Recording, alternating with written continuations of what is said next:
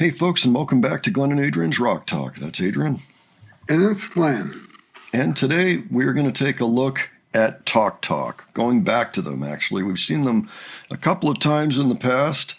We saw Life's What You Make It, and we saw It's My Life. Those are both great songs. This set of clips we're going to look at today come from their tour for The Color of Spring, which was their third album, which came out in 1986. Both these songs were singles, but they were kind of ladder singles, after the big songs. And so they didn't do that well. I mean, they didn't chart in America at all. They did hit a couple of top 40 markets over in Europe. We're looking at first the song Give It Up, and then the second song is going to be Living in Another World. Not sure which concert this actually comes from. That isn't noted. But it looks like a good-sized crowd. The last video we looked at was It's My Life, and the keyboardist that was on stage for that clip actually showed up in our comments and talked about it a little bit, which I thought was extremely cool. Props to him again. Let's go ahead and take a look at this. Adrian, first, any thoughts about Talk Talk? Any of the stuff we've seen before? Yeah, well, everything that we've looked at I've liked so far, so... Okay, a lot of 80s keyboards were on stage, so I'm hoping to see that again. Probably will. Let's go ahead. We'll take a look at it. If anybody out there can identify the venue after the fact, let us know, please, in the comments. Thanks. All right. Here's Give It Up.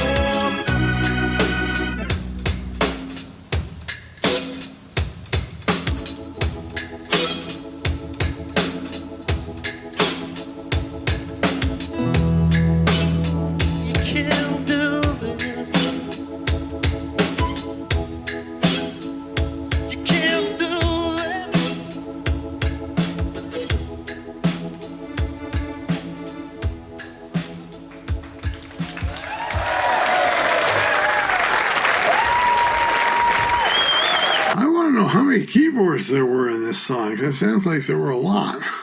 Oh, there were a few.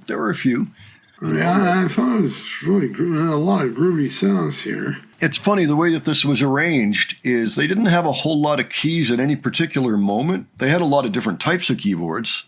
You know, they had a Hammond in there. I think it was actually the Hammond, the portable Hammond, it looked like to me, you know, because they had it as part of a whole rack of keyboards in there.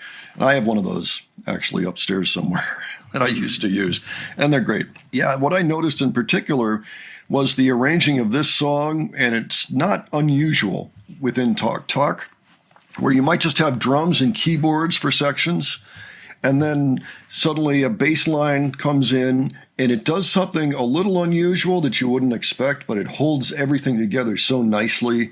It tends to wander a little bit, too. It's kind of like a walking bass line. It's going like that. So it could go... A lot of people might do that, but this goes, you know... The bass lines are clever, and they're kind of a hallmark of the band, if you ask me. I mean, if you look at the other songs that we've listened to, including It's My Life, that has a bass line that wanders around a bit. It kind of meanders on its own and almost becomes an important part of the song in terms of the riff that it plays during the verses and that sort of thing. They also tend to go to chord changes that you wouldn't expect, and we heard some of that in here too. So this particular album has this vibe. It's kind of laid back, but does a lot of what we just heard. This is the same album that has Life's What You Make It on it, and you can sort of tell. So that's the thing that I noticed. Of course, Mark Hollis on vocals sounds amazing. You know, he is a good frontman for this. And of course, he wrote most of the material as well. Pretty interesting how it all works on stage. It's really a unique band. You know, there aren't a lot of bands that sound just like this. They have a lot of components that we've heard before in other bands, but it's almost like you could pick this band out of a lineup, you know, a blind lineup, just based on how the arrangements are. Yeah, I mean, it's just interesting the way they put together the songs and everything. You know, I was good hearing this song. I give it up, and looking forward to the next song. Yeah, so when we listen to the next song, let's see if we can spot anything like that in the arrangement. This will be fun. Okay. All right. With that, why don't we just go right into the next one? See what we have here.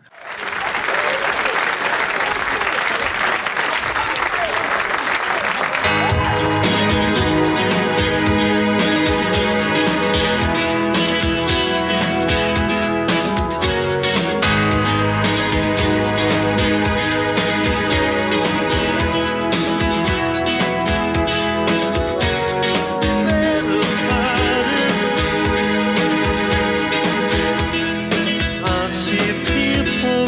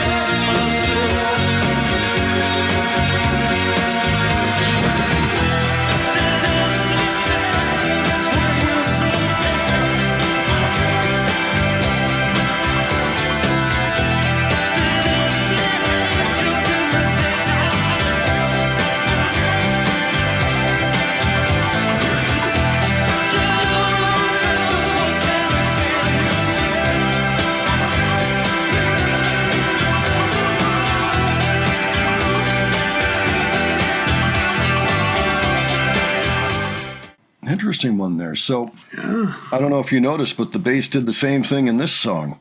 And it started again with just keyboards and drums in sections, you know, kind of the atmospheric keyboards. I also noticed, and I should have mentioned this earlier, but Mark Hollis often uses phrasing that is off the beat, you know, so he's not coming in on the 1, 2, 3, 4, like he's like in the back, almost like, you know, Rufus and Chaka Khan doing Tell Me Something Good, and he's like back a beat, you know. Do, do, do, do, do, do, do, you know, like that kind of a thing. Well, it's supposed to be performed in the 80s, right? Because it sounds really hip for stuff from the 80s, and it just might be from the 80s. Well, like I said, yeah, it's from probably from 1986 because that's when the album dropped. It sounds really hip for that era too. Yeah, I think it was pretty hip. I think it's still pretty hip, actually. It's retained its hipness. You know, that's the thing. Not a lot of bands sounded that way. They were doing things rhythmically and to create atmosphere and moods and scenes in their music, you know, and particularly on this album, they used a lot of percussion, a lot of drums. I mean, there were drum machines, of course, at the time, but there was just a lot of it. But it was, you know, kind of more on the tribal side, I guess I would put it, you know, in general. It wasn't just a dance beat or something. And so they were really careful about where they placed instruments and how it affected the overall mood. And yeah, I mean, I think it's mostly Mark Hollis that's responsible for all this, and just did a masterful job of putting together these songs and these arrangements and these albums that came out of it. Yeah, the producer was Tim Freeze-Green, and he is the main collaborator with Mark throughout this band's history. Yeah, very, very cool stuff. I mean, they used a Mellotron on this album, by the way, so you know that it was cool. It was actually on the Give It Up song. I don't know that we heard it in there this time. They probably didn't have it up there, my guess, but... I didn't notice anything like that. But... I don't know how this thing was set up. Whatever that show was, we didn't have any credits for the beginning of it. We only saw at the end all of the present-day artists that were going to be on there, you know, like David Bowie and Sade and et cetera. Which is always interesting to see. But yeah, if anybody knows what actual show that was, and if you saw it back when it aired, or if you were at this gig, let us know, because these are things we like to know about, and sometimes there's incomplete info, so we can't really figure it out without your help. So if you know anything, please let us know. And apparently Steve Winwood was also on that original studio track of Living in Another World. He was playing organ. They had some pretty good guests on this one, too.